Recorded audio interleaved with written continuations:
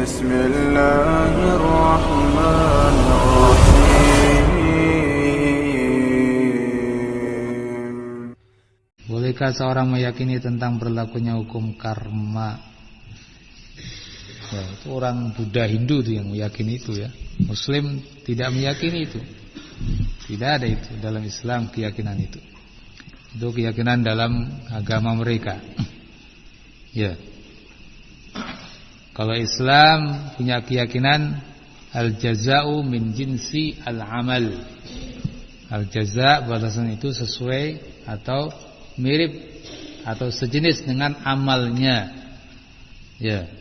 Dan itu kalau Allah memberi balasan ya, dan tidak mesti Allah memberi balasan, bisa jadi Allah mengampuni, ya kan?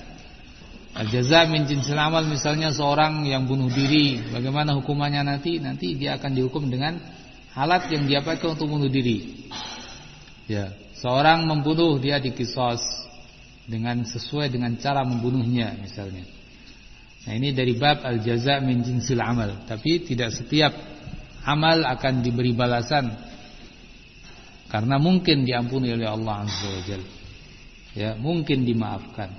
Nah, kalau hukum karma tidak seperti itu pahamnya, beda. Tidak sama antara hukum karma dengan al-jaza' min jinsil amal.